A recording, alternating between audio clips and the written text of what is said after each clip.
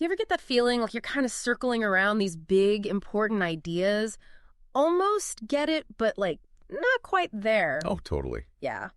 Well, today we're taking a more direct route, I think, right into the heart of Ibn Sina's thought. Avicenna, to those of us more familiar with the Western tradition, Right. we're going to give you the framework, the essential tools, really, to engage with his philosophy. Yeah, we're going deep on a philosophical system that really has echoed through the ages. He offers a way of seeing reality, both complex but also incredibly unified. Absolutely. So we're going to try to illuminate Ibn Sina's philosophy today. Sure. Now, if you're, deep in the history of philosophy already, think of this as sharpening some things up. Right. For others, think of Ibn Sina. He lived around, the turn of the first millennium, a really pivotal figure. Yeah. Masterfully blended, I would say, kind of the major intellectual currents of his time. Yeah. So he took this rich tradition of Greek late antiquity, especially Aristotle, and kind of integrated it with this burgeoning early Islamic philosophical and scientific thought. Yeah, it's amazing. Really built this rigorous system to explain, everything. The nature of reality, principles of, how to even govern. Ambitious project. Right. He wasn't just translating, he was critiquing. Yeah. Really trying to synthesize these different intellectual threads into something new and influential. Influential. I think that's putting it mildly. For centuries, his thought was dominant, really in the Islamic world. And then you get to the 12th century, his work sparks this revival in Europe. I mean, shapes medieval and Renaissance philosophy. Mm-hmm. Huge impact on medicine, right? Absolutely. Canon of Medicine, a standard text for like 500 years in European universities. Yeah. Thinkers across traditions. Maimonides grappled with his ideas. So often he's considered second only to Aristotle in the West. Yeah. And in the Islamic world, he earned the title the preeminent master. Yeah, his influence is still with us today. Huge. Okay, so our exploration, it's grounded in the Stanford Encyclopedia of Philosophy entry on Ibn Sina. Great resource. Fantastic resource if you want to go deeper. And our mission is really, to extract the essential elements, right? Yeah.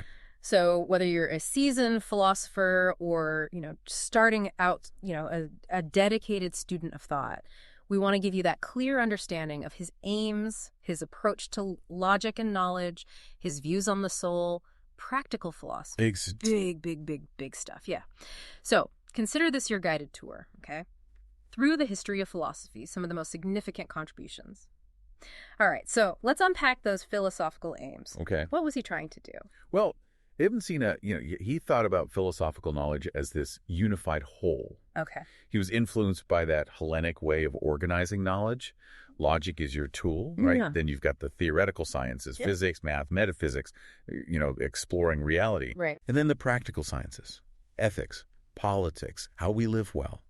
And he went deep into each of these, mastering them by 18. 18. That is a serious commitment to the life of mind. Yeah. Talk about dedication. And it wasn't just memorizing, right? He was really thinking through it all. And the Samanid library is huge for him. I mean, this was a treasure trove of texts. Oh, wow. Greek works translated into Arabic. And he dove in, critically evaluating, all this science and philosophy, realizing, hey, some things need updating. We need a bigger synthesis here. So a discerning eye. Absolutely. And this thing about being self-taught and autodidact, it really shows you something, Deep down, he believed that human reason could achieve a profound understanding on its own. Yeah. And that really pushed him to explore the rational soul, how it learns, its ultimate purpose. It's a cornerstone of his whole system. Okay, so it seems like his core aims were kind of threefold, right? Yeah. First, to articulate a coherent and unified system. Yeah. Second, to kind of advance and refine the work that came before him, addressing limitations, expanding into new areas, philosophy of religion, for example. Yeah. And then third, to ground this entire system on a solid theory of knowledge. Yes, and all of this rooted in the workings of the human intellect. The human mind. The human mind. Okay. So that first aim, that unified philosophy, he got there through his Summae Philosophiae, these comprehensive works covering all of philosophical inquiry. The Cure al-Shifa, that's the best example. It's massive, this whole cohesive worldview. And he wrote 7 of these. 7. That is a level of intellectual output I can barely fathom. He was prolific. Yeah. So the Cure was that grand synthesis, his vision of reality all tied together. Okay. And that second aim, to update and refine philosophy, that meant synthesizing. He was drawing mainly from Aristotle, but not only Aristotle, bringing in insights from others, addressing topics that Aristotle didn't really touch, Okay. aspects of religious experience, what some might call paranormal phenomena. He saw himself as sort of completing Aristotle. Taking it to the next level. Yeah, and not just inheriting Aristotle's framework, but engaging critically, applying these categories to theological questions that were big in the Islamic world. Yeah. And that led to new ideas, Yeah. like contingency of the universe through God's necessity. That's fascinating. It's like he's bridging these worlds, the rigorous philosophical inquiry and, those aspects of experience that are maybe more faith-based or just harder to explain. Exactly. It's this deep desire for intellectual coherence. Like it all has to fit together. It all has to make sense. Yeah. Okay.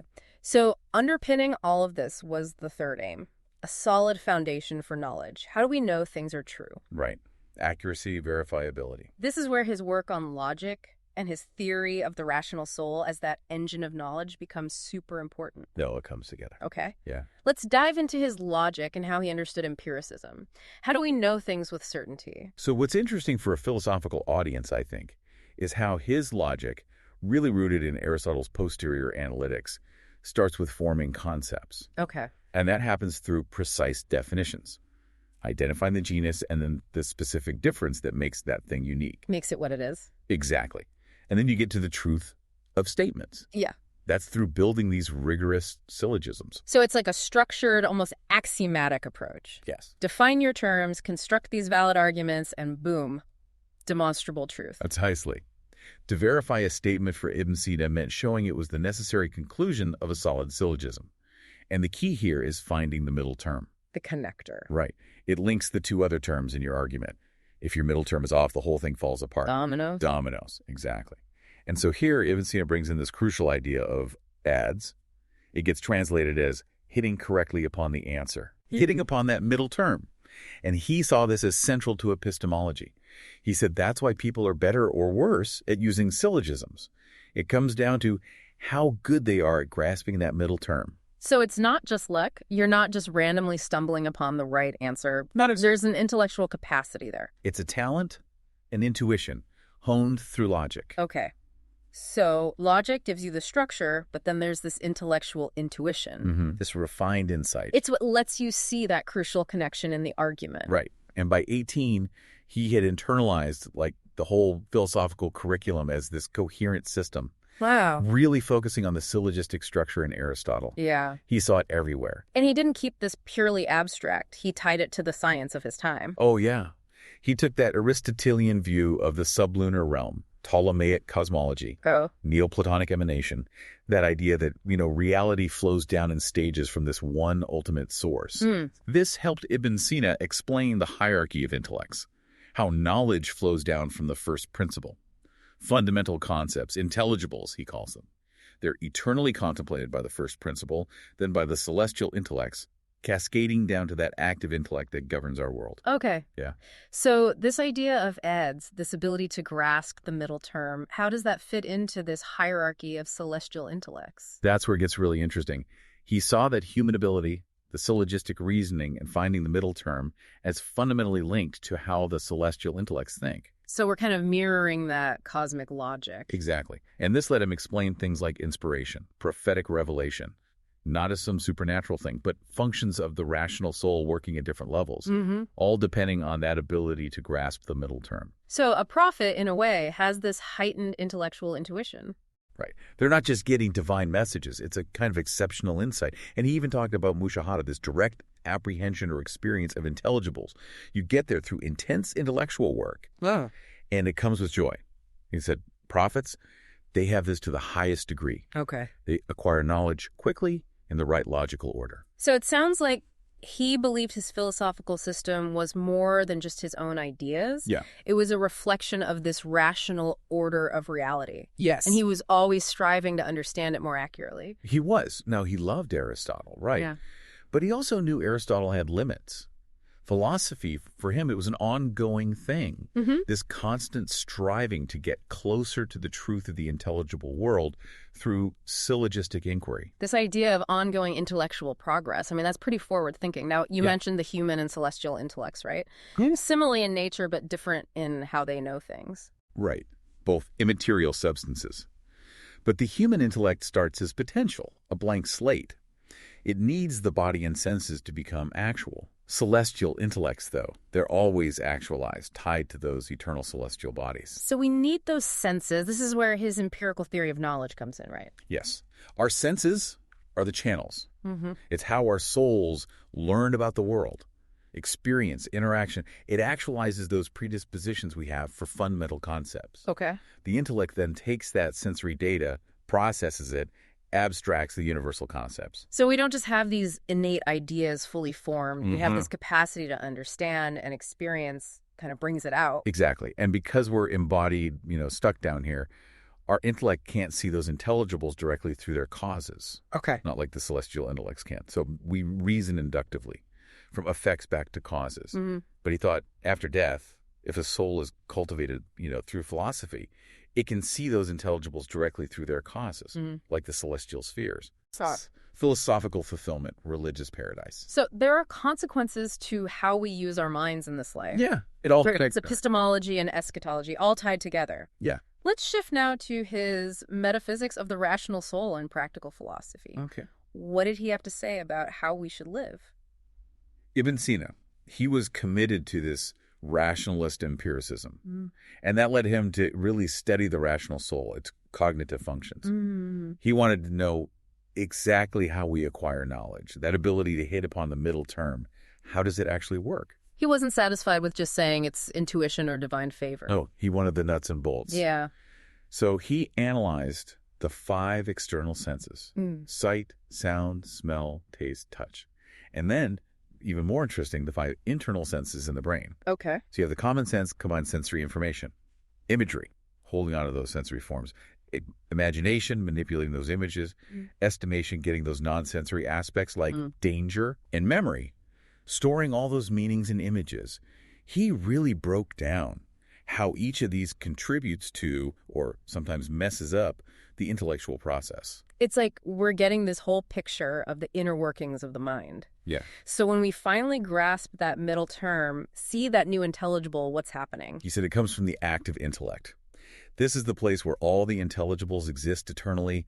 It's like a library of concepts. Okay. And our minds can access it when we're ready. When we've done the work. When we've done the work. And that moment of understanding, that's described as contact, itial, or divine effluence. Yeah. Alfial Eli. It emphasizes how connected our minds are to these higher intellects. Okay. The contact is when we align with, grasp, one of those existing intelligible forms. So we're not creating knowledge out of thin air. We're tapping into something already there. Exactly. No. But it's not passive. It's not just downloading information. We have to be prepared. We have to seek, prepare through inquiry, reasoning. It's active. Very active. Yeah. And prophets, he said, their knowledge, it comes from this exceptional intellect and a really strong imagination Okay. that lets them translate the insights into language, imagery, Yeah. so everyone can understand. So prophecy is rooted in this cognitive ability. It's about understanding and communicating. Yeah. And that divine effluence, it's not just intellectual knowledge. He thought it included info about the unseen past, present, future events, mediated by those celestial spheres. And it comes to us in dreams, visions. It depends on our state, physical and mental. Okay. Are we ready?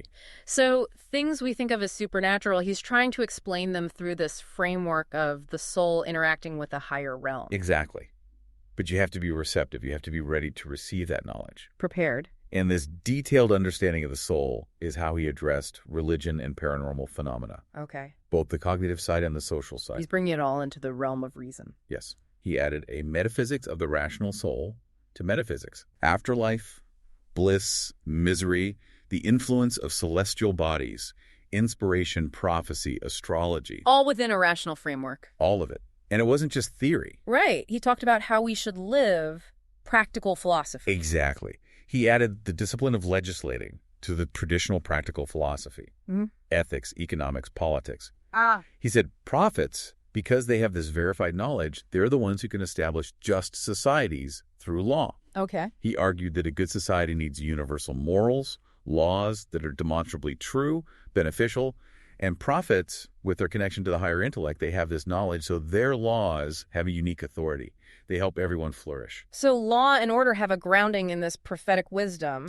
Yes, He talks about the need for prophetic laws for society, Yeah. acts of worship as reminders and exercises for the mind, Okay. household management, the ideal political community, Okay. even the caliphate, the foundations of ethical conduct. So a truly comprehensive system. All of it. Everything from the nature of reality to how we act, understood through reason, the soul's connection to the intelligible world.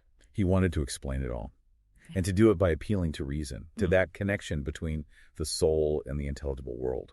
So to wrap up this journey through Ibn Sina's thought, we've seen his ambition, this drive for a unified, updated philosophical system, logic, hoods, that played a key role, his sophisticated empirical approach to understanding the mind, and this really ambitious project of bringing religion, those seemingly paranormal phenomena, into a rational framework. And we can't forget his impact on intellectual history. East and West. He wanted to create a whole worldview. It's a testament to what he thought reason was capable of. It really is. And that brings us to our final thought for you. Okay. Ibn Sina emphasized the active role of the intellect in gaining knowledge, right? Right. He believed deeply in human understanding, the potential of it. So how does his view challenge, maybe even inform, how we learn today? In this world where we have so much information, is there a middle term that we're missing? Good question. In our own search for understanding? It makes you think. His work forces us to think about our role in creating knowledge, right? How important rigorous reasoning is for navigating the world. Absolutely. Explore Ibn Sina's work. There's so much there. The scholarship is extensive. Yeah. Hopefully this is giving you a good starting point for your own exploration Framework. of this giant in the history of philosophy. Absolutely. Thanks for joining us. Thanks for having me.